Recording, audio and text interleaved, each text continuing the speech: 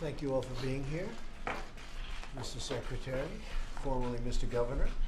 Energy Nice Week, to see sir. you. How's it going? Everything good? Yes, sir. That's great. Thank you all for being here. Very much appreciated. We welcome you to the White House. Have you all been to the White House before? Have you been here before? Yes. That's good. Well, you guys have been. Most people say no. I'm very impressed with that, Kim. I'm thrilled to be joined by Governor Paul LePage, Kim Reynolds, Pete Ricketts, and Bill Walker, along with state and tribal leaders from around our great country. I'd also like to thank Secretary Perry and EPA Administrator Pruitt, both here also, for their work to help the United States achieve true energy dominance, and that's what's happening. We've made so much progress with respect to energy just in the last 4 months. It's been an incredible journey, I will tell you. We've learned a lot and we've made a lot. We're here to talk about how we can create new prosperity for our citizens by unlocking vast treasures of energy reserves, of which we have a great deal, far more than anyone understood. I'm proud to have such a large gathering of tribal leaders here at the White House. I look forward to more government-to-government consultations with tribal leaders about the issues important to Indian country. We love Indian country, right? Thank you. Many of your lands have rich natural resources that stand to benefit your people immensely. These untapped resources of wealth can help you build new schools, fix roads, improve your communities, and create jobs like you've never seen before. All you want is the freedom to use them, and that's been the problem. It's been very difficult, hasn't it? It'll be a lot easier now under the Trump administration. For too long, the federal government has put up restrictions and regulations that put this energy wealth out of reach. It's just totally out of reach. It's been really restricted.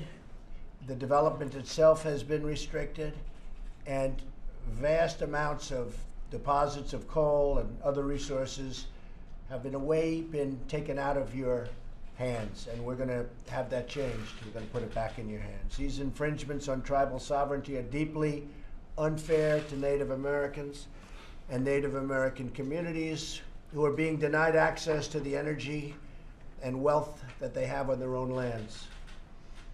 Many of our states have also been denied access to the abundant energy resources on their lands that could bring greater wealth to the people and benefit to our whole nation. We're becoming more and more energy dominant. I don't want to be energy free. We want to be energy dominant in terms of the world.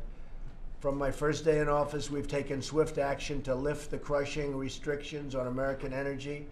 Scott Pruitt has done an amazing job, an incredible job in a very short period of time, and most people love him. There are a couple that don't, but that's okay, right? We're also putting our people back to work by doing this. Today's conversation is a chance for these state, local, and tribal leaders to discuss how we can cooperate and support them even more in unleashing these domestic energy reserves. They're tremendous reserves that we never appreciated, we never understood, but now we understand them very well. I'm confident that working together we can usher in a golden age of American energy dominance and the extraordinary financial and security benefits that it brings to our citizens, not only the Native Americans, but all over the country. And we're seeing it more and more, and it's happening more and more. I just also want to tell you that yesterday we had a tremendous meeting. The Republican senators met on health care, and the meeting went really well. We're talking about a great form of health care. Obamacare is dying. It's essentially dead. If you don't give it the subsidy, it would die within 24 hours. It's been a headache for everybody. It's been a nightmare for many. And we are looking at a health care that would be a fantastic tribute to our country, a health care that will take care of people finally for the right reasons and also at the right cost. Be a tremendous reduction in cost from what Obamacare is.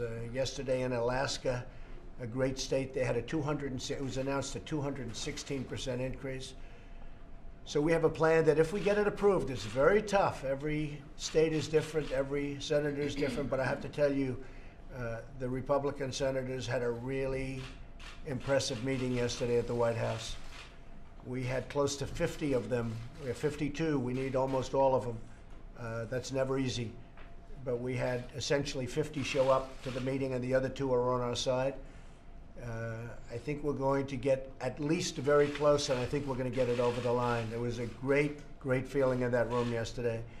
And what also came out is the fact that this health care would be so good, would be far better than Obamacare, and would be much less expensive for the people, and actually much less expensive also for the country.